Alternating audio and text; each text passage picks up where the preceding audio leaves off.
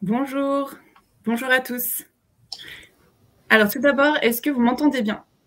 Est-ce que vous pouvez mettre un petit oui dans le chat si vous m'entendez bien ou un petit pouce levé? Super, ok, parfait. Merci beaucoup, merci. Bienvenue à ce webinaire. Donc, c'est un webinaire de formation pour découvrir comment mettre en place des séances collaboratives avec les sites MathLive et XPLive. Alors, nos intervenants aujourd'hui sont Jérémy Touzé, qui est ingénieur et cofondateur des sites MathLive et XPLive, et Robin Granda, qui est enseignant de mathématiques et cofondateur des sites MathLive et XPLive. Donc, ce webinaire va se dérouler en 2 temps. Tout d'abord, Jérémy et Robin vont vous présenter les sites MathLive et XPLive, et ensuite, vous aurez un temps pour poser toutes vos questions. Vous pouvez aussi poser vos questions pendant le webinaire sur l'onglet questions. Donc, n'hésitez pas, dès que vous avez une question, on y répondra soit pendant le webinaire, soit après, pendant le temps des questions. Voilà, sur ce très bon webinaire, et je laisse la parole à Robin et Jérémy. Bonjour à tous et à toutes. Donc, comme l'a dit Marie, on va vous présenter les outils MATLAB et XPLive. Petite introduction sur ces outils-là. Donc, pour bien comprendre, on va commencer par MATLAB. MATLAB, c'est un outil qui est destiné aux mathématiques, naturellement. Et ensuite, on verra dans un second temps XPLive, qui s'adresse, lui, aux enseignants de physique-chimie et SVT. Comment ça va se dérouler? On va vous introduire brièvement le concept et surtout, on va vous faire manipuler ces outils-là. Ce sont des outils collaboratifs, vous allez voir qu'on va pouvoir vous faire des démonstrations tout de suite. Sans perdre de temps, on va vous montrer ces outils-là. Je vais partager mon écran pour que vous puissiez les découvrir. Alors, hop.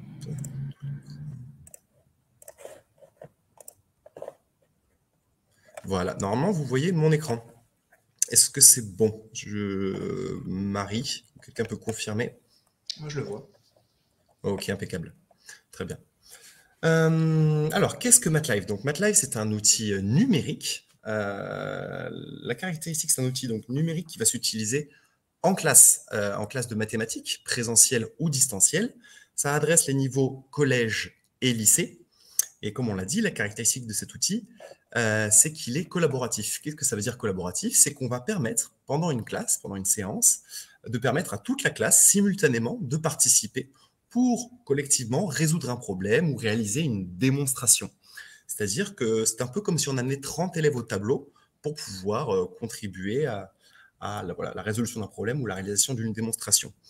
Sans plus attendre, on va vous montrer avec Robin un premier exemple d'un cas d'usage réel en classe qui va apporter sur l'activité de Monty Hall, le problème de Monty Hall. Robin, est-ce que tu veux introduire peut-être brièvement ce problème-là?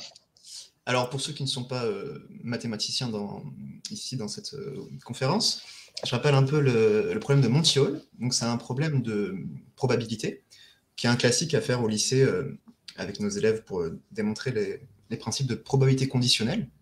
Donc, le jeu de Monty Hall, c'est un jeu dans lequel on va être confronté à 3 portes. Et devant ces 3 portes, on va devoir faire un choix. Un premier choix pour choisir où est la voiture. Derrière ces portes, il y a une voiture et 2 chèvres. Et le but, c'est bien sûr de gagner la voiture. Alors, je vais peut-être d'abord laisser Jérémy expliquer ce principe de connexion. Alors, oui, comme tu expliquais les consignes, j'allais aller à l'introduction, mais tu as raison, avant. Ces consignes qu'on a commencé à vous expliquer, vous allez les revoir juste après et vous allez pouvoir participer. Là, on vous invite justement à participer à cette première activité. Avant, quelques explications sur la participation. Comment en classe vous faites participer vos 30 élèves? Il y a cette interface de connexion que vous voyez. Au préalable, d'abord, voilà, l'écran que vous voyez ici, c'est ce que vous projetez à votre classe avec le vidéoprojecteur. Donc vous voyez cet écran qui est projeté à la classe entière. Donc tous les élèves vont voir cet écran et vont devoir du coup intégrer l'activité en se connectant. Pour se connecter, il y a 2 méthodes. Soit ils flashent le code s'ils ont un smartphone, soit ils peuvent aller sur le lien go.mathlive.fr et rentrer le code 55 21 69. Donc là, c'est ce qu'on vous invite à faire. Soit prendre votre téléphone et donc flasher le code si vous le voulez, ou alors aller sur le site go.mathlive.fr et rentrer le code 55 21 69. Voilà, donc si vous avez un téléphone sous la main ou quelque chose, vous pouvez connecter, c'est pas grave, pas Pas besoin que tous les participants soient là, mais ça vous permet de comprendre comment ça fonctionne en classe. On reviendra plus tard sur comment on sélectionne une activité, etc. MATLAB dispose d'un catalogue d'activités qui vient épouser les programmes scolaires, etc. Là, on vous montre, on a choisi une activité, on vous montre son usage en classe. Super, je vois qu'il y a quelques connectés. J'informe, on va démarrer la présentation. L'activité, vous allez voir que vous pouvez vous connecter à n'importe quel moment avec le code, donc 55 21 69. Je démarre et on va continuer l'explication des consignes. Alors, Robin, oui, tu veux l'expliquer le jeu, le principe? Voilà, du coup, le jeu, c'est ça, on a 3 portes. Derrière ces portes, il y a une voiture et 2 chèvres, et le but, c'est de gagner la voiture. La première étape du jeu, c'est de choisir une porte au hasard. Donc, on va choisir n'importe quelle porte. Là, Jérémy va choisir la porte de gauche. Quand on a choisi la porte de gauche, le présentateur, il va ouvrir une des 2 portes restantes, derrière laquelle il y a une chèvre. Donc là, il a ouvert la porte de droite. Il était sûr que derrière celle-là, il y avait une chèvre. Il a ouvert celle-là. Il nous reste donc 2 portes, la porte de gauche et la porte du milieu. Et là, le principe du jeu, c'est de choisir, est-ce que je vais garder mon choix initial, donc la porte de gauche, ou est-ce que je vais changer de choix et prendre la porte du milieu. Donc là, c'est au bon vouloir de chacun. Jérémy a pris la porte initiale, il a gagné la voiture. S'il avait changé de choix, il aurait perdu la voiture. On va faire jouer ce jeu à nos élèves. Et on va, du coup, relever les statistiques selon les stratégies qui ont été choisies par nos élèves. Avant tout, on va d'abord leur demander leur opinion pour savoir s'ils pensent qu'il y a une stratégie qui est meilleure qu'une autre. Est-ce qu'il vaut mieux garder son choix, changer de choix, ou est-ce que ça ne change rien, qu'on change de choix ou qu'on garde son choix. Donc l'activité va démarrer en 2 parties, d'abord les opinions et ensuite les statistiques sur les parties de jeu. Donc on lance l'activité. Là, sur vos portables, normalement, vous êtes débloqués et vous pouvez maintenant commencer l'activité. Donc d'abord, votre opinion. Si vous n'avez pas d'opinion, n'hésitez pas à mettre « je n'ai pas d'opinion », sans opinion. Ou sinon, si vous connaissez la réponse, vous pouvez aussi donner la réponse.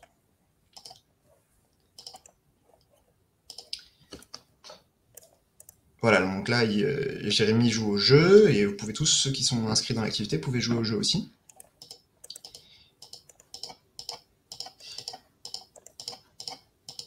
Donc ici, on est un peu dans la phase ludique, où là, les élèves, ils adorent cette partie, où ils doivent jouer au jeu, tester les probabilités, etc. Mais si on lève un peu la tête, on peut voir sur l'écran qui est projeté au tableau, du coup, on voit ce qui se passe en fait. On voit qu'en fait, chaque résultat d'un élève est envoyé au tableau et vient peupler le graphique en bâton qu'on voit au tableau. Donc, vous voyez, on voit qu'il y a 27 chèvres et 17 voitures pour la stratégie garder son choix, tandis qu'il y a 13 chèvres et 23 voitures pour changer de choix. Et à chaque fois qu'un résultat est envoyé, en fait, vous voyez que ça se met à jour en temps réel. Donc dans la classe, dès qu'un élève répond, vous voyez son résultat qui apparaît au tableau.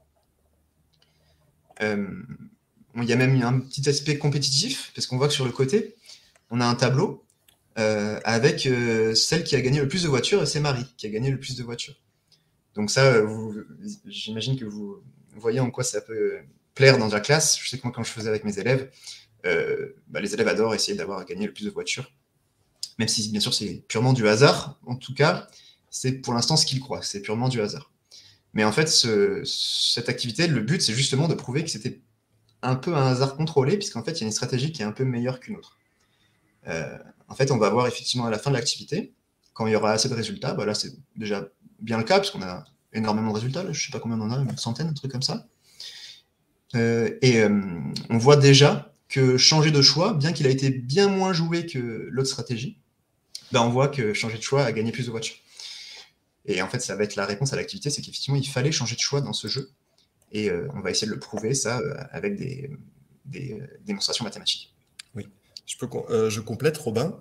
Du coup, voilà, quel intérêt là, sur ce type d'outil-là? On a permis à la classe simultanément de participer. Là, qu'on soit 30, 50 ou 100, on peut permettre à un très grand nombre de participer, de mobiliser chacun participer pour construire un objet mathématique commun. Comme l'a expliqué Robin, on peut déjà, la classe, une fois l'objet mathématique construit en commun, la classe ensemble vient réfléchir, analyser ses résultats expérimentaux, mais derrière, systématiquement, on va venir appliquer, rattacher ça à une explication théorique. Donc, on a un support pédagogique qui vient expliquer ça. Dans notre cas, on a donc une correction qui vient fournir l'explication théorique. On voit, grâce à un arbre de probabilité, cette activité, effectivement, est au programme, Robin, complète-moi, mais de seconde et de première, en probabilité conditionnelle. Et effectivement, c'est grâce à un arbre de probabilité qu'on peut se rendre compte qu'effectivement, oui, il y avait une meilleure stratégie qu'une autre, il fallait faire changer plutôt que garder. Petit complément sur... là, c'est un exemple d'activité que vous venez de voir. Voilà, les élèves ont participé, ils ont réfléchi, puis ensuite on a une explication théorique et le tout en lien avec le cours de l'enseignant. Je précise, l'intérêt d'un outil numérique, au-delà de pouvoir très facilement faire participer tous les élèves, c'est aussi de pouvoir également de manière très pratique contrôler l'activité. Vous pouvez mettre en pause, vous pouvez associer tout type de ressources, des vidéos, des images, vous pouvez supprimer des résultats, retirer les élèves si nécessaire, exporter en CFZ vos résultats, etc. Le numérique offre cette facilité de manipulation des résultats. Voilà pour une démonstration donc très rapide. Est-ce que tu veux ajouter des choses, Robin, sur l'activité? Sur celle-là en tant que telle, non. Voilà. Avant de poursuivre, je me demande si est-ce qu'il y a quelques questions sur le fonctionnement de base. On va voir d'autres mécaniques. Peut-être qu'on peut les poser plus tard. Je ne sais pas ce qui est le plus approprié. On va peut-être montrer d'autres types d'activités, parce que du coup, là, on vous a montré un exemple qui est, on va dire, assez évident de l'intérêt de regrouper des résultats pour les probabilités, pour faire des statistiques. Bah, c'est sûr que c'est plus facile de voir à quoi ça peut servir. Hein, quand vous demandez des statistiques à vos élèves, vous pouvez avoir du coup un diagramme en bâton au tableau pour voir les différences entre les élèves, etc. Mais notre site, il ne se limite pas qu'aux statistiques, même si on a couvert à peu près tout ce qui est possible en statistique. Il ne se limite pas à ça, on fait beaucoup d'autres choses. Par exemple, c'est aussi utilisé pour les fonctions, l'analyse, le calcul d'images, etc. Donc là, on vous montre par exemple l'exemple de fonctions trigonométriques. Encore une fois, c'est lycée plutôt ça, la fonction trigonométrique. Mais ça s'applique aussi au collège. Hein. C'est juste que là, on a ces activités-là qu'on vous montre, mais il y a plein de façons d'utiliser ça au collège aussi. Pour les fonctions trigonométriques, cette fois-ci, le principe, c'est que les élèves vont devoir calculer des valeurs de cosinus et de sinus, donc les valeurs remarquables qu'on leur fait apprendre en première.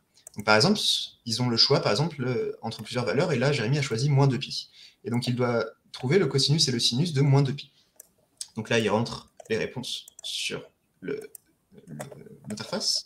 Une fois qu'il a envoyé la réponse, on lui dit bah, bravo, c'est bien ça. Et on voit au tableau derrière, on voit qu'il y a 2 points qui sont créés. Et ben, chaque point correspond à chacune des réponses de Jérémy. Un point pour le cosinus, un point pour le sinus. Et au fur et à mesure, toute la classe va rentrer les valeurs de cosinus de pi, sinus de 2pi, cosinus de pi sur 3, sinus de pi sur 3, etc. Chaque élève va donc essayer de trouver ces réponses-là. Et au fur et à mesure, vous allez donc vous rendre compte qu'il y a des points qui vont être créés, chaque point correspondant au résultat d'un élève. Donc là, Jérémy a ajouté des points, des faux points, ce n'est pas des vrais élèves qui ont envoyé ça, mais c'est pour vous montrer l'idée. Tous ces points ont été envoyés par des élèves. Et donc au final, on va relier ces points par des segments, et on va se rendre compte qu'on se rapproche de plus en plus d'une courbe théorique qui est la courbe des fonctions cosinus et sinus. Donc là, on a un exemple de mise en commun des résultats des élèves pour créer une courbe de fonction.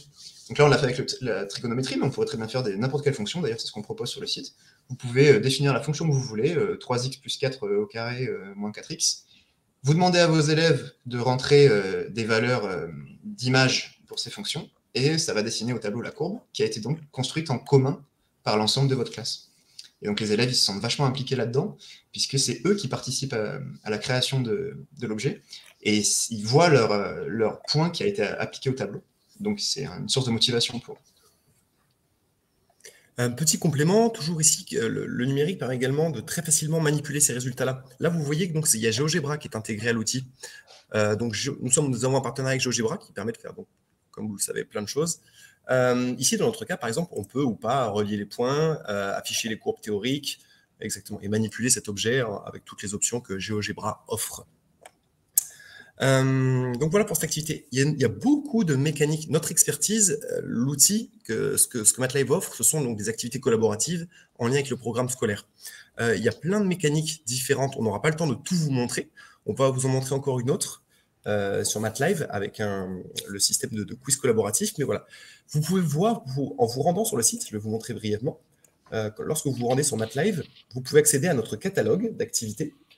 Donc vous allez trouver dans Explorer tout un tas d'activités qui sont classées donc par niveau et chapitre, et ça vous permettra de chercher les activités en lien avec vos classes et vos cours. Vous pouvez également, et donc ce que vous allez retrouver là-dedans, ce sont des activités clés en main, utilisables immédiatement. Vous pouvez, si vous le souhaitez, modifier ces activités. Vous pouvez également créer par vous-même les activités. Par exemple, là, pour les fonctions, ce qu'on vient de voir, on a un module qui permet de créer la fonction qu'on veut avec sa classe. Donc voilà, pour mesurer, pour apprécier tout le potentiel de MATLAB, vous pouvez donc consulter, explorer, les pages explorer et créer pour retrouver tout ce qui est faisable. On va vous montrer un autre système collaboratif sur MATLAB. C'est un système qu'on appelle le quiz collaboratif. Donc, qu'est-ce que le quiz collaboratif? Comme tout quiz, c'est une activité dans laquelle les élèves vont répondre à des questions. Mais la caractéristique de ce quiz, c'est que les élèves, en plus de répondre aux questions, vont également se corriger mutuellement. Ils vont s'évaluer. Et ensuite, la classe va, grâce à ce système de réponse et d'évaluation entre élèves, la classe va réussir à répondre toute seule à toutes les questions, à valider ces questions-là. Et ensuite, l'enseignant va superposer à tout cela sa correction. On va vous montrer un exemple. Est-ce que, Robin, tu veux ajouter des choses? C'est difficile à expliquer, donc on va montrer un exemple. C'est facile de le montrer, effectivement.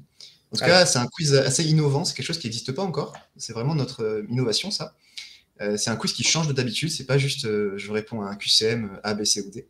Là, je peux vraiment taper des maths, taper ce que je veux d'ailleurs, et ça change de d'habitude. Vous allez voir que c'est vraiment pas ce que vous connaissez pour l'instant. Mais on va vous montrer par la pratique, parce que sinon c'est impossible à expliquer à l'oral. Ouais, le mieux est de tester, effectivement. Donc, dans cet outil de quiz, qui s'appelle le quiz collaboratif, vous le retrouverez sur MATLAB, alors vous pouvez soit écrire vos propres questions, soit vous disposer d'une grande liste de générateurs. On peut faire tout type de choses. Vraiment, vous n'aurez qu'à consulter ce qui est disponible. Là, on va faire quelque chose de très simple ensemble. On va vous montrer un exemple extrêmement basique avec juste 2 questions, des additions et des soustractions. Mais on veut surtout vous illustrer la mécanique. Vous verrez que vous pourrez l'appliquer à ce que vous voulez, que ce soit des calculs sur des puissances, des factorisations, vraiment toutes fractions, etc. Eh bien, on va démarrer cette activité. On va vous montrer avec Robin comment ça fonctionne. Alors, je vais lancer. Là, pas besoin de vous connecter. On fait vraiment un exemple extrêmement simple, volontairement. On va juste simuler 2 élèves que je vais vous représenter ça tout de suite. Alors. Et je démarre. Un instant, je connecte des élèves. Je vais volontairement vous montrer sur mon propre écran 2 élèves. Mais, ça vous permettra de vous figurer comment ce système de réponse et d'évaluation fonctionne. Alors, donc là, au tableau, vous voyez qu'il y a 2 questions dans ce quiz. Donc là, Jérémy, il a configuré son quiz pour avoir 2 questions. Il y a -2 plus 7 moins 6 et -15, -4 plus 6 plus 11. C'est libre, hein, vous pouvez mettre le nombre de questions que vous voulez, vous pouvez créer vos propres questions, etc. Là, il y a seulement 2 questions. Les élèves vont donc recevoir ces questions. C'est-à-dire qu'en fait, chaque question va être envoyée à un seul élève. Alors là, par contre, je vois qu'il y a beaucoup de gens qui sont connectés. Ouais, il ne faudrait pas vous connecter, s'il vous plaît. Sinon, en fait, vous allez recevoir des questions qu'on voudrait montrer, dont on voudrait faire la démonstration. L'entièreté du déroulé comme si on était seulement une classe. Et du coup, si vous pouvez quitter la fenêtre, s'il vous plaît. Sinon, ça risque de... Mais c'était gentil de vouloir participer. Volontairement, on a fait quelque chose de très réduit. Peut-être si on a du temps à la fin, on pourra faire une vraie session. Vous verrez, c'est très intéressant. C'est pas grave, je vais recommencer. Je pense que je peux participer, on va comprendre. On va tenter comme ça. Ok. Là, regardez donc, effectivement, il y a 2 questions. Ces questions vont être réparties à la classe, comme Robin l'a expliqué. Voilà. Un élève reçoit une question. Je vais fournir ma réponse. Qu'est-ce qui va se passer à ce moment-là? Donc, j'écris. Par exemple, je vais volontairement écrire quelque chose de faux.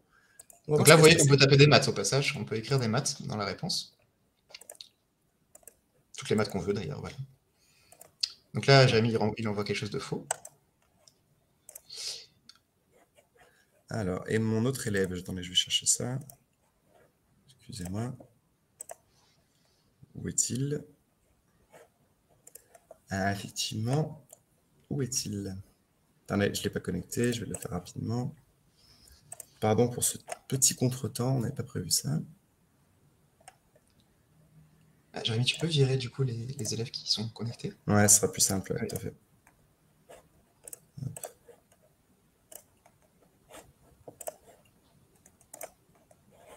Donc désolé, on vous a expulsé de la session, mais c'est parce qu'on veut montrer en fait le déroulé entier. Sinon, vous allez recevoir vous des parties de l'activité et on ne pourra pas les montrer à toute la classe.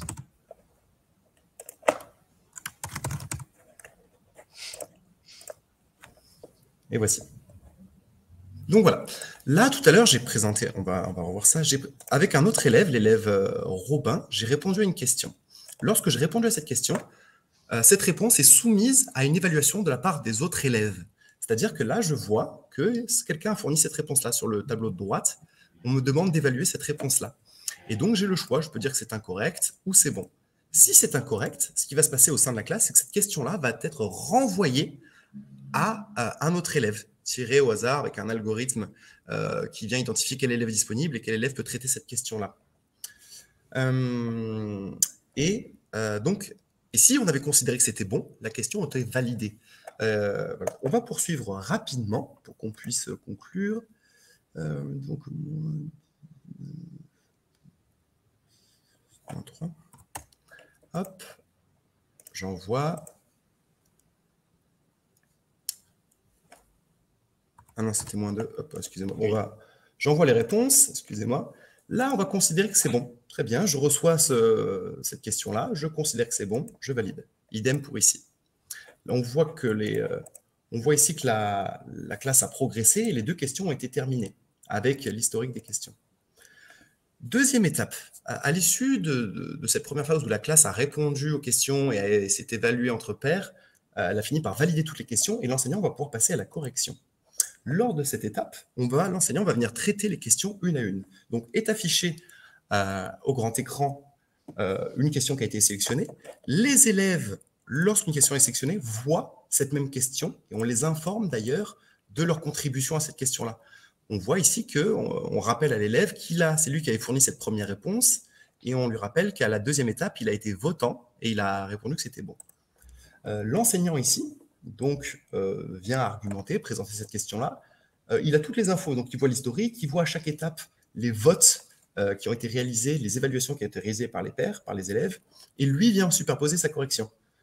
Dire que là, effectivement, par exemple, cette réponse-là était fausse. Ce qui est intéressant là-dedans, lorsqu'un enseignant réalise une correction, il va venir récompenser à la fois les élèves qui ont voté, mais également les élèves qui ont répondu.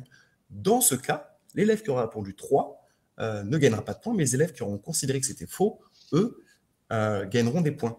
Et ainsi de suite. Idem, là, dans notre cas, en fait, c'était faux, la réponse était -1. Et ainsi de suite. On va venir traiter les questions. Et à chaque question, donc, les élèves sont récompensés pour leur vote et aussi pour leur réponse. Et donc, il y a un podium qui va apparaître. Tu peux le montrer, Jérémy, sur le côté. On a un podium à droite, le tableau.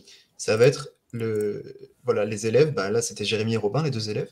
Il n'y a que Jérémy qui a gagné des points, parce que Robin, il a fait faux sur ses réponses et il a mal voté. Alors que Jérémy, soit il a donné des bonnes réponses, soit il a bien voté sur la réponse de ses camarades. Et donc, c'est lui qui est en tête. On voit sur le côté les questions qui ont été corrigées et on a un petit indicateur, un petit smiley en haut à droite, qui permet de voir que la question ici, elle n'a pas été très bien traitée par la classe. Celle-ci, on voit qu'elle n'a pas été très bien traitée puisque on voit qu'il y a une réponse qui a été votée fausse et qui effectivement était fausse. Donc, il y a un petit problème sur cette question dans la classe. Alors que la deuxième, avec le smiley vert, elle a été parfaitement traitée. La réponse était juste du premier coup. Super, il n'y a pas vraiment besoin de s'attarder dans sa classe sur cette question. Et en plus de ça, on a un bilan qui permet en fait de voir par élève le résultat de l'activité. Donc on voit que Jérémy il a été un peu en difficulté puisqu'il a eu 2 actions qui n'ont été pas bonnes. Il a une réponse qui a été fausse, sa réponse a été fausse, et en plus il a voté d'une mauvaise façon sur la dernière ligne. C'est pas le bon vote qu'il fallait mettre ici. La réponse était fausse et lui il a voté que c'est juste. Donc il est un peu en difficulté sur cette activité, ça vous permet de voir quels sont vos élèves qui sont un peu en difficulté sur l'activité. Voilà. Voilà, donc c'est un exemple rapide. On pourra vous fournir plus de détails sur ce système-là de quiz collaboratif. On va maintenant passer à... Donc voilà, avant de passer à XP Live, il y a beaucoup d'activités, de systèmes collaboratifs. On n'a pas pu tout vous montrer. Vous pouvez tout voir donc sur mathlive.fr.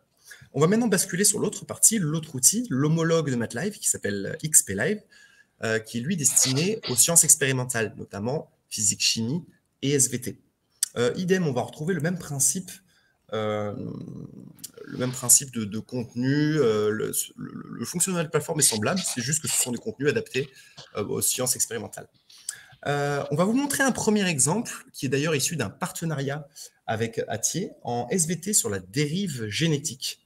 Je vais laisser Marie introduire cette activité-là. qui est présente sur l'un des ouvrages de Hatier. Et après, on va vous montrer l'exemple de cette activité.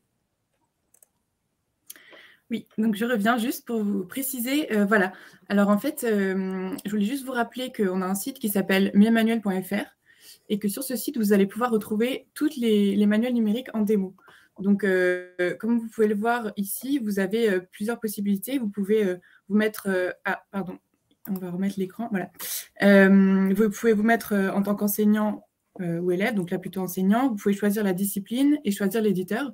Donc là, en l'occurrence, si vous voulez chercher, par exemple, le cahier de SVT, vous pouvez tout simplement mettre en discipline sciences de la vie et de la terre, et puis en éditeur Hatier, et vous allez voir que vous allez tomber directement sur la démo du manuel. Voilà. Donc là, on va le voir apparaître en bas. Et voilà. Donc, pour la suite, je laisse la parole à Jérémy. Voilà, donc au sein, ça a été notre premier partenariat avec Hatier. On a développé une activité donc qui, elle, porte sur la dérive génétique, qui est présente donc dans ce carnet destiné aux secondes, le carnet de réussite. Et on va retrouver, là je le localise précisément, à la partie 35 sur les forces évolutives. Donc là, sur l'ouvrage numérique, vous pouvez voir, consulter les pages. Et en plus, on va voir l'exemple de notre activité sur la dérive génétique. Sur cet ouvrage d'Hatier, sur ceux à venir, vous retrouverez en fait des petits onglets jaunes avec des liens vers des ressources numériques interactives. Et ici, donc, vous retrouvez XP Live pour la dérive génétique. Et on va vous montrer tout de suite cette activité-là. Le fonctionnement est le même pour cette plateforme-là. On a un enseignant qui va lancer une activité, les élèves se connectent. Là, on va vous montrer donc un exemple pour la dérive génétique. Donc là, lorsqu'on clique sur le lien, si je suis enseignant, je clique, ça va lancer une activité. Ça va lancer une activité qu'on retrouve ici. Et les élèves vont pouvoir se connecter. Là, si vous le souhaitez, alors, je vais vous faire, si vous le souhaitez, vous pouvez vous connecter, ça ne va pas perturber la présentation. Je vais également vous présenter rapidement comment ça marche. Après, on va avoir des exemples réels de résultats, parce que ça prendrait quelques minutes de faire en entier cette activité. Donc, je vais faire une rapide démonstration. Donc, idem, la connexion est vraiment semblable. Alors là, cette activité s'adresse aux enseignants de SVT. Vous allez voir le principe.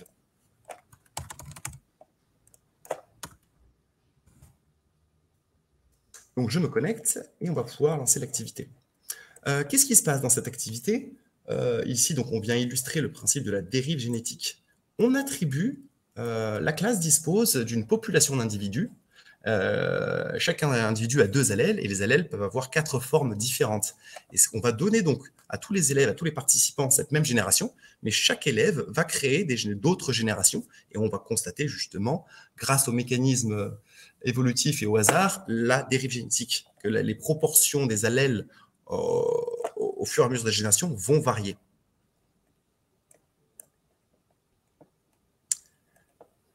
Alors, je poursuis. Donc, comment ça marche? Dans cette activité-là, je vais faire une génération, après vous allez voir les autres exemples.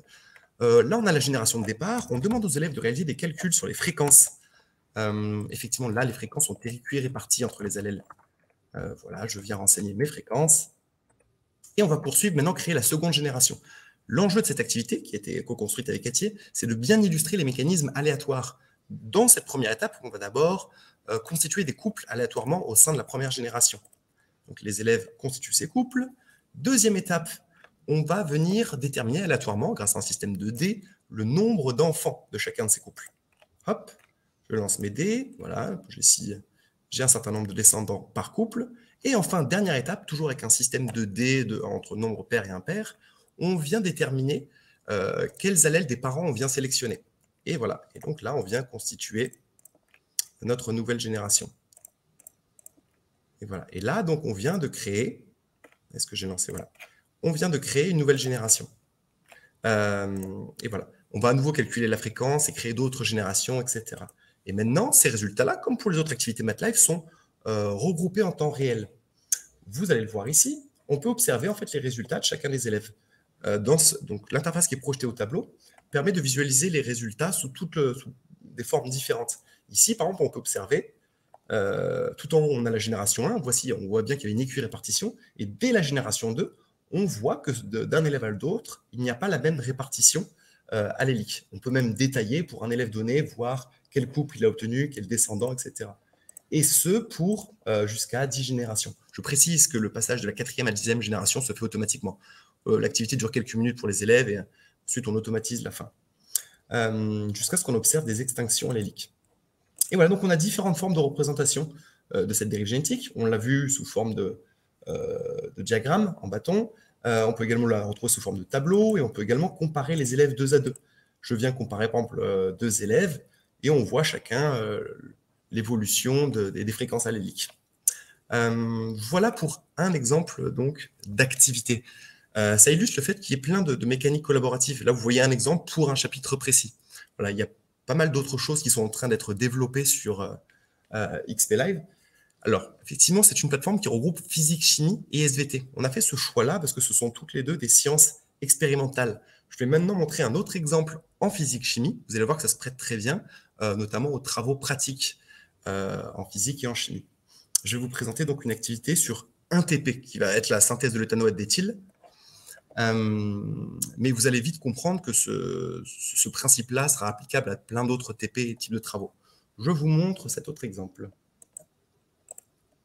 Alors, dans cette activité, petite introduction, là je m'adresse aux enseignants de physique-chimie, mais au SVT aussi, vous allez pouvoir voir que ce principe-là peut être, ce que vous voyez, ça c'est un usage assez précis, ça peut être modulable et adaptable à n'importe quel de vos TP. On est en train de produire ça. Là, dans notre cas, sur cette expérience de physique-chimie, on va réaliser donc une estérification, c'est la synthèse de l'éthanoate d'éthyle. Ce qu'il faut retenir, c'est qu'on mélange deux réactifs pour obtenir un produit. Et là c'est intéressant, dans des conditions expérimentales différentes. Il y a plusieurs groupes expérimentaux. Et on va demander aux élèves de réaliser leur expérience et de mesurer le taux d'avancement en fonction du temps. Et on va pouvoir très facilement collecter tous ces résultats et les comparer et les analyser. Je vous montre ici, du coup, l'écran qui est projeté à la classe pendant le TP. Et on va voir comment ça marche pour lorsqu'un élève se connecte. Je vais vous montrer un élève. Lorsque vous vous connectez,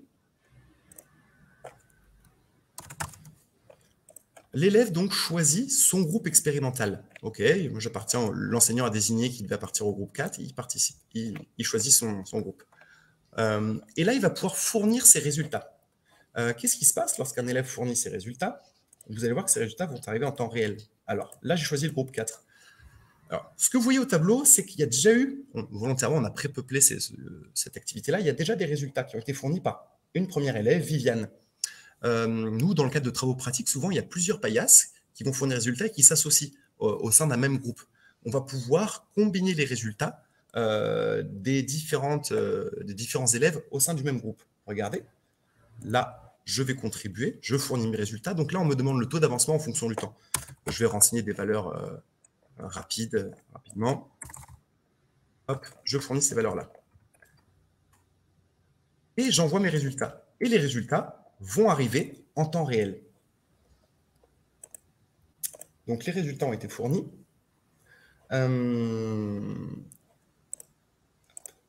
Voilà. Et là, donc, qu'est-ce qu'on observe? En fait, on va pouvoir comparer très facilement, regrouper tous les résultats afin de comparer les valeurs des taux d'avancement en fonction du temps pour les différents groupes expérimentaux. Ici, on voit le groupe 4, le groupe 2, le groupe 1, etc., qu'on peut comparer. L'intérêt, ça a été de collecter très facilement ces résultats, de les comparer. Le numérique permet aussi de superposer d'autres valeurs. Typiquement, dans ce TP-là, on dispose de valeurs de référence qui ont été faites par une enseignante avec sa préparatrice, et on peut donc superposer ce qu'on appelle les valeurs de référence, voire en fait les valeurs attendues, les valeurs dites de correction. L'intérêt également aussi ici du numérique, c'est de pouvoir très facilement manipuler les résultats. Ici, par exemple, on a un tableau de données qui regroupe, ici en dessous, les différents élèves au sein d'un même groupe, les différentes paillasses au sein d'un même groupe. Si les résultats sont complètement erronés ou trop imprécis, on peut, si on le souhaite, les masquer. Dans les sciences expérimentales, il n'y a pas de valeur exacte. On peut venir masquer les résultats. Ici, par exemple, je masque les résultats de Charlotte pour certaines valeurs et ça va venir, du coup, impacter, la courbe du groupe. Donc, voilà pour un exemple très succinct et très simple, mais vous voyez ici donc l'intérêt de cet outil pour facilement, qui s'applique à tout type de TP, pour tout type de dosage, stoichiométrie, dosage, titrage, pH métrique ou bien conductimétrique, etc. Voilà. Donc là, le site XPLive est en cours de développement. Vous avez certaines activités, dont celle d'Atier, dont avec la dérivée génétique, celle-ci sur la synthèse de l'éthanoate d'éthyle. Et là, on est en train de produire justement un système très modulable qui permettra de s'adapter à tous les TP. Voilà pour XPLive. On vient assez vite. Il y a d'autres contenus comme pour MATLive, mais j'espère que ça vous donne un aperçu de ce qui est faisable avec ces outils-là. Pour la question de Rodolphe dans le chat, qui nous demande les élèves répondent sur quel support. Alors en fait, tout est possible. Les élèves peuvent accéder au site soit par téléphone, soit par tablette, soit par PC. Donc ça dépend de ce que vous voulez, ce que vous avez à disposition. Le plus simple, c'est le téléphone, si c'est possible dans vos collèges ou lycées. Par smartphone, c'est quand même le plus simple et puis c'est le plus sympa pour les élèves. Si c'est pas possible, ils peuvent avoir une tablette fournie par l'établissement ou l'académie, ou alors en salle informatique si vous avez à disposition des PC. Tout est possible.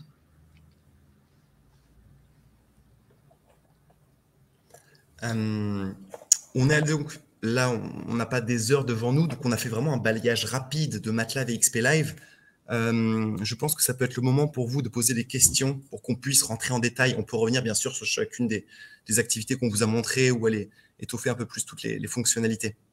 Oui, on a une très bonne question de Daniel Puy-Laurent qui nous demande après déconnexion où sont sauvegardées les données et comment les retrouver. Alors, il y a sur le site un espace où vous avez accès à l'historique de vos activités en classe. Donc ça s'appelle Mon historique dans le site. Là, vous allez recevoir toutes les données de tout ce que vous avez fait en classe avec vos élèves. Donc là, c'est un peu long à charger parce qu'il y a beaucoup de données sur la session de Jérémy. Donc vous allez avoir en fait la liste de toutes les sessions que vous avez faites en classe, et sur chacune de ces sessions, vous allez pouvoir retrouver, voilà, donc là c'est bon, là on voit tout ce que Jérémy a fait avec des élèves, et vous avez deux options, soit vous pouvez aller retourner au tableau, donc à l'espace qui est projeté à la classe, donc ça permet de revoir les graphiques, par exemple si le lendemain vous voulez montrer un résultat de l'activité à vos élèves, vous pouvez prendre en screenshot ce résultat-là et le remontrer le lendemain à la classe pour rappeler ce qui s'est passé la veille, etc. Donc là, vous avez accès au tableau. Mais vous avez aussi, sur certaines activités, pas encore toutes, mais c'est en cours de travail, vous avez aussi l'export en CSV qui vous permet en fait de télécharger un fichier avec les données par élève de l'activité. Ça, c'est très pratique pour les activités où vous avez envie d'avoir un suivi de vos élèves et de voir qui a un petit peu galéré ou qui a bien réussi l'activité. Avoir le CSV, pour ça, c'est pratique. C'est plus facile pour trier les résultats par élève. C'est pas encore disponible sur toutes les activités, mais on est en cours de travail là-dessus. Ensuite, on a Clarisse qui nous demande comment créer nos activités, car il y a peu d'exemples en physique. Alors oui, en physique, sur XPLive, pour l'instant, le site est vraiment en cours de développement. On a pour l'instant peu d'activités. Pour l'instant, la création d'activités est réservé à nous, c'est-à-dire les administrateurs du site. Pour l'instant, pour vous, vous ne pouvez pas créer d'activité par vous-même.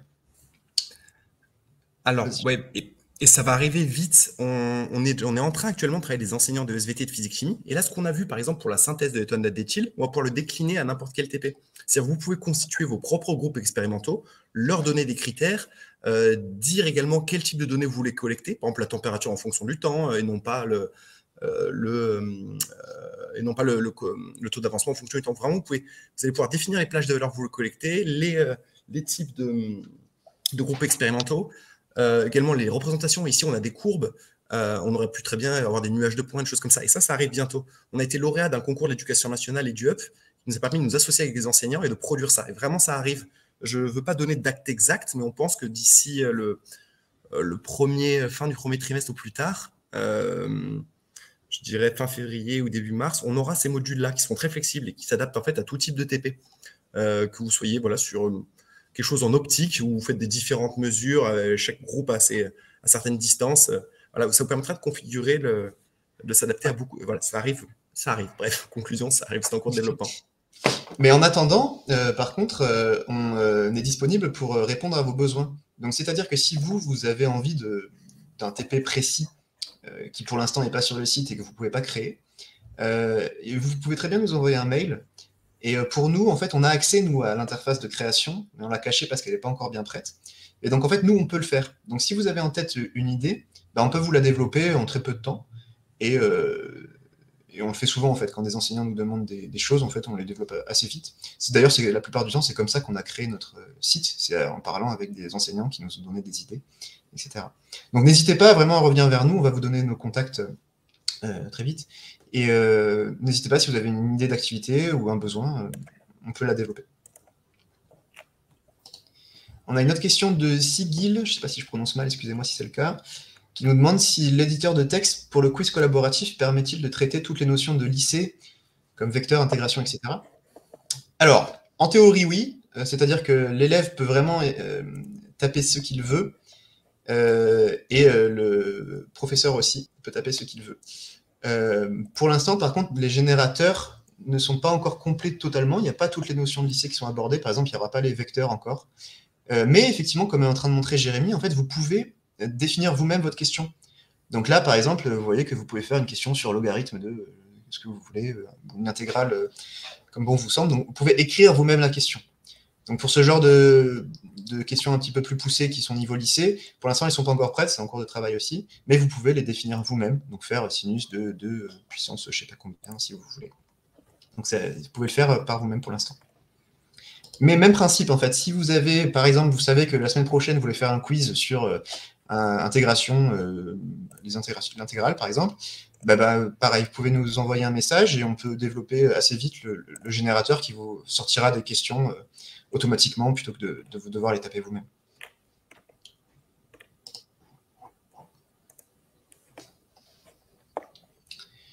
Alors ensuite, y aura-t-il une intégration de Python sur la plateforme comme le fait Collaboratory? Alors ça, je ne connais pas Collaboratory. On y pense depuis super longtemps à Python, effectivement. Pour l'instant, ce n'est pas prévu tout de suite, mais on aimerait bien effectivement le faire aussi, ouais. Pour l'instant, on n'a pas vraiment la piste pour le faire de façon efficace. Donc c'est en réflexion, on va dire, pour l'instant. C'est la même chose, en fait. Si vous avez une idée précise de ce que vous aimeriez bien faire avec vos élèves en collaboratif en Python, on est preneur de l'idée, mais pour l'instant, ce n'est pas dans les tuyaux, on va dire.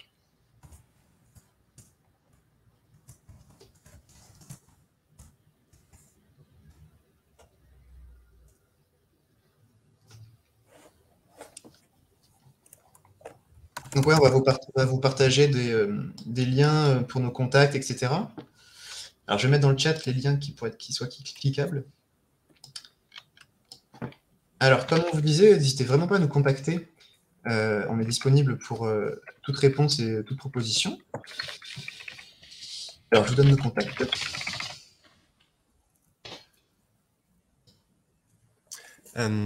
Oui, Rodolphe, par rapport à votre remarque, comme on le disait plus tôt, les outils sont utilisables pour les élèves avec smartphone, tablette ou ordinateur, peu importe le support qu'ils utilisent. En TP, effectivement, ils peuvent très bien employer les ordinateurs.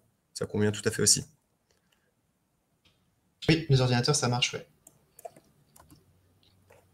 Alors, je vous donne le lien d'un Discord. Alors, Discord, c'est une plateforme qui nous permet en fait d'avoir un contact direct avec vous, avec les utilisateurs. C'est-à-dire que vous pouvez, c'est un peu comme un chat, mais en temps réel et sur lequel on est toujours connecté. Donc, notre Discord pour MathLive, c'est ce lien-là. C'est là où vous pouvez en fait faire des demandes ou alors des critiques, des suggestions. Sur ces liens-là de Discord de MathLive et d'XP Live, on vous répondra en direct et vous pouvez communiquer avec les autres utilisateurs aussi. On a aussi une page Facebook, ceux qui sont sur Facebook. On a cette page-là pour Facebook.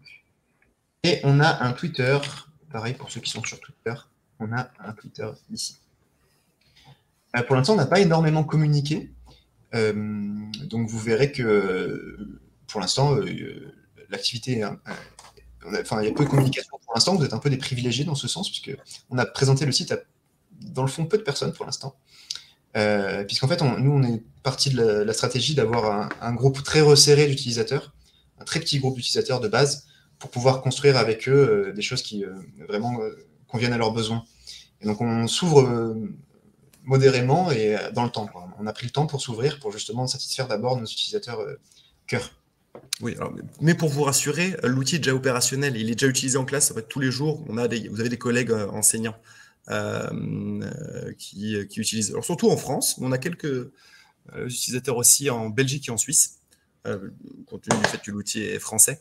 Ce que veut dire Robin, c'est plutôt la dimension communautaire. On communique de façon privilégiée avec certains enseignants, et c'est vraiment avec eux qu'on construit le système. Mais l'outil est bel et bien opérationnel. Pour vous dire, le premier usage de MATLAB a eu lieu en 2019 en classe. Et depuis, il y a eu beaucoup d'usages. Oui, voilà, pour dire à titre indicatif, voilà, il y a des usages tous les jours en classe de MATLAB ou XPLive.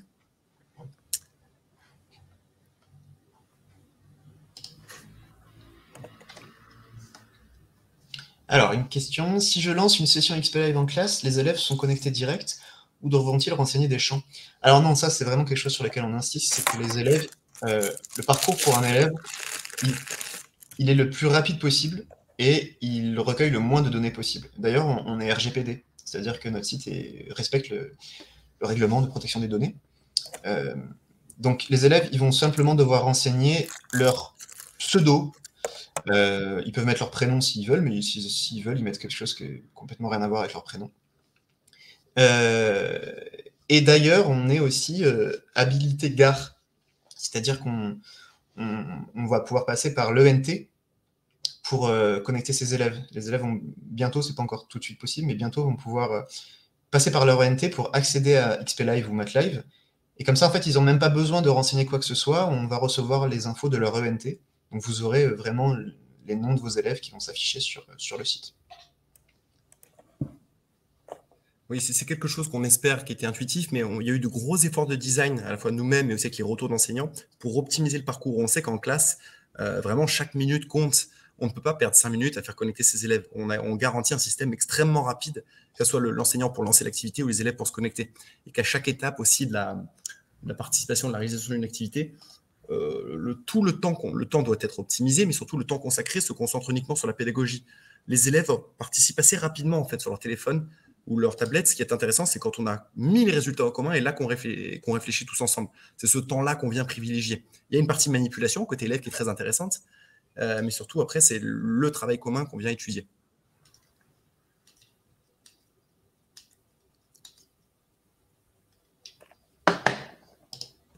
On peut, si vous souhaitez, on peut créer une activité maintenant. Vous voulez en voir une vous voulez qu'on fasse quelque chose, un exemple? Alors, je pense qu'il parle d'XPLive. Oui, pour l'instant, c'est vrai que vous ne pouvez pas créer votre activité XPLive, effectivement. Mais en fait, sur MATLive, on peut déjà faire beaucoup de choses. Oui, Jérémy, tu veux dire quelque chose? Ah ouais, ça donne presque. Je pensais à haute voix, à dire oui, ça donne. Si on sent ça pousse, on pourrait reprioriser, accélérer la mise en place du module pour les TP, pour XPLive, effectivement. Mais on peut montrer un exemple sur MATLAB, par exemple une fonction ou quelque chose. Ou des stats, ou autre chose. Voilà. Par exemple, ok, mon écran est toujours partagé. Hein. Alors Daniel, par contre, si vous nous dites que vous voulez en faire une cette semaine, il suffit de nous envoyer un petit mot et on vous la développe très vite. Comme je vous disais, en fait, on l'a caché la fonctionnalité parce qu'elle n'est pas prête pour les utilisateurs, mais nous, on a les moyens par contre de faire des activités. Donc on peut rester en contact si ça vous intéresse, Daniel, et on vous développe ça. Ok, super. Oui, voilà. Il vous suffit en fait je pense le plus simple, vous nous envoyez le TP. On a vraiment l'habitude, c'est comme ça qu'on a fonctionné avec les autres enseignants qui nous permettent de bâtir l'outil. Les enseignants ont envoyé leur TP et on a pu rapidement déduire les besoins et comment ils s'appliquent en fait avec XPLive et traduire en fait les configurations requises. Un petit exemple du coup avec MATLive pour comment on va créer une activité. Par exemple, quelque chose qu'on n'a pas fait encore à ce jour. Vous avez vu les courbes de fonctions. On a fait un peu de stats. On va se faire par exemple le nuage de points. Donc, voilà, je répète, on arrive d'en créer. Là, vous avez vraiment des choses très modulables. Voilà. On sélectionne l'activité. Vous avez un récap qui vous explique globalement comment ça va fonctionner, ce à quoi on peut s'attendre. Et ensuite, vous allez pouvoir paramétrer. Là, je viens paramétrer. Dans mon cas, alors, vous pouvez associer des documents, rajouter une description, rajouter des liens, renseigner un niveau, un chapitre, etc. Ça vous permettra de vous y retrouver quand vous pourrez consulter vos propres ressources. Et ensuite, on amène les paramétrages. Par exemple, on va faire sur un nuage de points, pointure taille, par exemple. Voilà.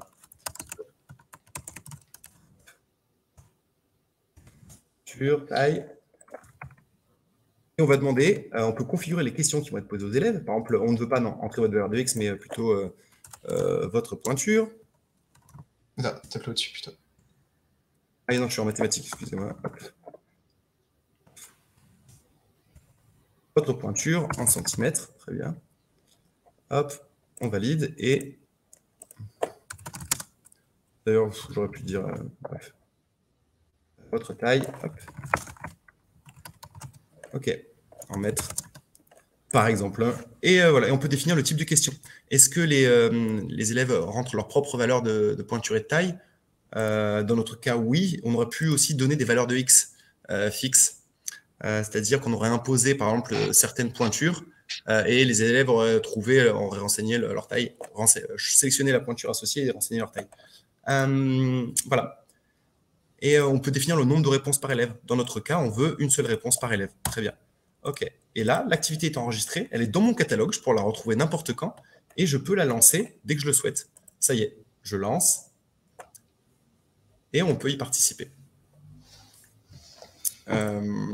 Aussi simplement que ça. Et voilà, vous allez retrouver ce même mécanisme, ce même principe pour d'autres modules qui sont à disposition, qui sont très flexibles, comme le quiz collaboratif, les statistiques, les courbes de fonction. Voilà. Et vous pouvez donc... Pardon, vas-y, Robin. Vas-y. J'allais dire qu'on pouvait continuer l'activité, c'est sympa de la montrer, on n'a pas encore montré nuage de points. Peut-être qu'on peut le finir. Est-ce que tu as créé, là, on peut finir? Oui, je vais la reprendre. Hop. Nuage de points, est-ce qu'on l'a ici? Je vais la montrer toute faite. Hop. Voilà. Donc, dans cette activité-là... Donc là, on va demander à nos élèves leur pointure de pied et leur taille. Et le but, c'est de voir, moi je faisais ça dans le chapitre sur les statistiques à deux variables, c'est de voir s'il y a une relation affine entre statistiques pointure, entre la pointure et la taille.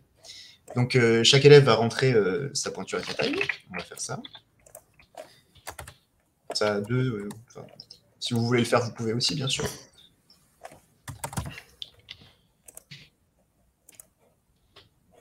Voilà, j'ai participé. Les résultats, là, on a deux valeurs déjà, sont regroupés donc en temps réel au tableau. Et on va pouvoir, hop, un troisième résultat. Donc là, par exemple, on met à disposition une batterie d'outils pour faire des régressions. Dans notre cas, on va vouloir faire une régression linéaire, mais on aurait très bien pu faire une exponentielle ou une logarithmique. Ça nous donne en fait, par exemple, automatiquement l'équation.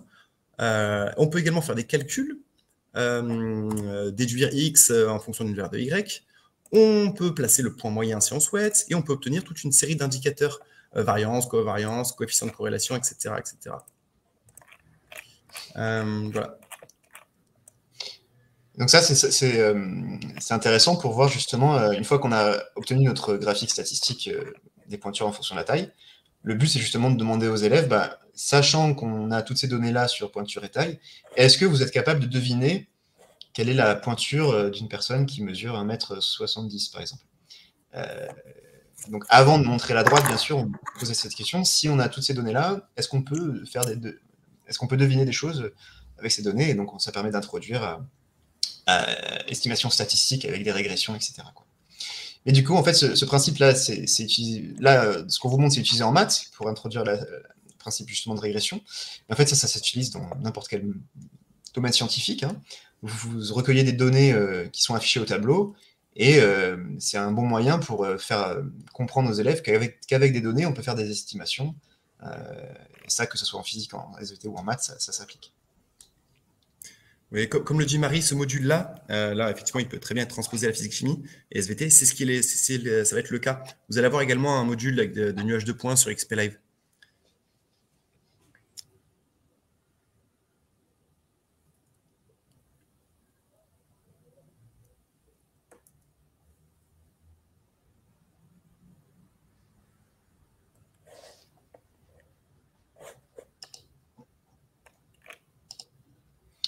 Voilà, donc sur MATLAB, par contre, vous pouvez effectivement créer n'importe quelle activité qui vous plaît. On a tout ouvert sur MATLAB. Vous pouvez faire des statistiques, des fonctions, des quiz, et même d'autres activités qui sont un peu plus précises, qui ont des algorithmes, enfin des simulations, pardon, qui sont un peu plus poussées. Par exemple, comme on vous a montré le problème de Monty Hall, ça c'est une activité un peu à part. Il y en a plein d'autres comme ça. du hasard, donc avec la planche de Galton, par exemple. C'est une planche de Galton collaborative, où chaque élève va envoyer sa bille, et à la fin, on voit la distribution binomiale. Mais on en a plein d'autres sur la conjecture de Syracuse pour les suites en première. Donc c'est pareil, là, on va démarrer des suites de Syracuse, et on va voir l'évolution de chacune des suites, etc., etc. Donc on vous invite à faire le tour des activités, si ça vous intéresse, et à parcourir des activités qu'on a déjà créées, nous, qui sont configurées pour être utilisables tout de suite en classe, si vous n'avez pas envie de créer vous-même votre activité. Et voilà ce qui se passe. Donc, dans Explorer, la page Explorer, celle dans laquelle je me trouve, vous allez trouver, donc, comme le disait Robin, des activités clés en main, mais vous pouvez les modifier. Soit, donc, elle vous convient parfaitement, vous avez un aperçu, ok, on comprend, c'est exactement ce que je veux, parfait, je la lance, mais on peut également la modifier. Dire, en fait, ok, c'est pas tout à fait ça, moi, pour ma classe, j'ai besoin de changer tel paramètre, et hop, et en quelques clics, on a fait une nouvelle configuration. Et cette nouvelle configuration est enregistrée dans vos activités, ce qu'on appelle mon catalogue. Mon catalogue, on va retrouver les choses que vous avez configurées. Et à partir donc d'une activité configurée, vous pouvez lancer donc des sessions.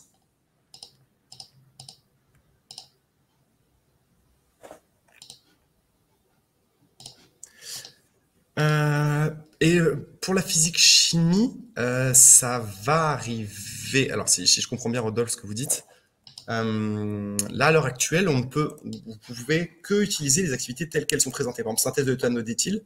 Alors, moi, je l'ai modifié parce que j'ai un compte administrateur. Vous n'aurez pas encore ça, mais très bientôt, ça va arriver. Vous pourrez décliner en fait l'activité. Soit, donc, comme vous le dites, à partir d'un exo déjà fait, soit vous aurez, comme sur MATLAB, un module pour créer de zéro, en fait, bien sûr avec la boîte à outils XP Live, votre propre TP.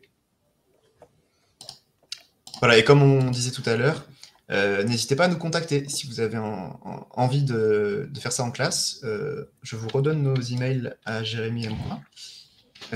On est disponible pour mettre en place des choses pour vous sur vos classes. Hop. On est des matheux. Bah, moi, je suis prof de maths, effectivement. Donc, c'est pour ça qu'en fait, on a beaucoup plus bossé sur MATLAB à la base.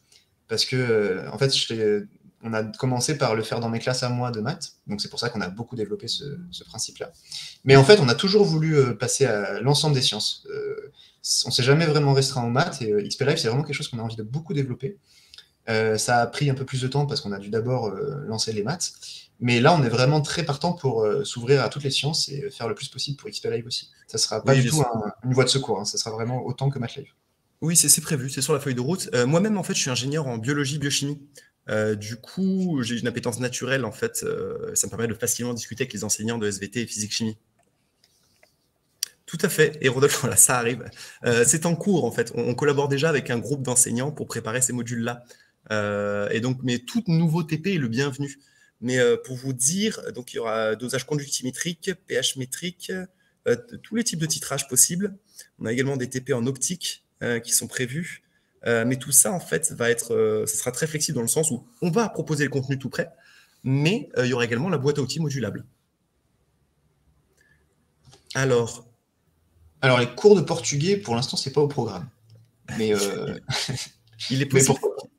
Alors, ouais. Ou peut-être que le quiz collaboratif, vous pourrez le voir, une version déclinée plus tard pour les langues, parce que le concept de correction, d'évaluation entre les élèves peut être déclinable. Mais ça ne figure pas sur la feuille de route. On est spécialisé sciences pour l'instant. Oui, le quiz, effectivement, il a vocation à être étendu à toutes les matières. Donc, rappelez, le quiz, c'est le principe que les élèves reçoivent la réponse des autres élèves et ils votent si est-ce que c'est une bonne réponse ou pas, ce que mon collègue a dit, est-ce que c'est vrai ou pas. Bah, on peut le faire en classe de portugais. Vous demandez une traduction, par exemple, d'un certain mot, quelqu'un le traduit, l'autre élève va recevoir la traduction, il va dire oui, c'est vrai ou non, c'est faux. Donc, en fait, le principe de se corriger entre élèves, il va être au final appliqué à toutes les disciplines. C'est juste que pour l'instant, on a commencé encore une fois par les maths, mais il va être appliqué au final à toutes les disciplines. Oui, exactement. Et en priorité, le quiz collaboratif, il est prévu de l'appliquer. On a des écritures mathématiques, mais on a prévu de le faire aussi pour les équations de chimie. Vous posez une équation qu'il faut équilibrer, hop, et les élèves peuvent y répondre comme ça. C'est aussi sur la feuille de route. On a même des idées d'écoute audio. Donc vous recevez une question d'un quiz qui en fait est une écoute audio d'un mot en portugais, par exemple, et on doit répondre à cette écoute, qu'est-ce que j'ai compris de cette écoute, ou quelque chose comme ça. Donc le quiz va vraiment être amené à évoluer avec tous les types de réponses possibles et de questions possibles. Mais notre priorité reste les sciences pour l'instant. Maths, physique, chimie, SVT. Enseignement Alors, on scientifique. va arriver vers la fin du... Excuse-moi, vas-y, finis. Non, c'est bon. Ok. On arrive à la fin du webinaire. Est-ce que vous avez une toute dernière question pour Robin et Jérémy? C'est leur contact, donc n'hésitez pas à leur envoyer un petit mail si vous avez d'autres questions. Ok, Daniel qui dit il serait bien aussi de partager les données expérimentaux entre lycées. Oui, tout ça, petit point là-dessus, c'est prévu en fait, parce que pour un même protocole, si les conditions expérimentales sont respectées, on peut croiser plusieurs classes en fait. Absolument, c'est prévu, ça permet ça. C'est super d'ailleurs, on pourrait voir les résultats nationaux de tous les élèves de France sur un certain TP, ça serait vraiment une super idée. Ouais, c'est ce qui est prévu, voilà, à condition qu'on respecte le même protocole expérimental.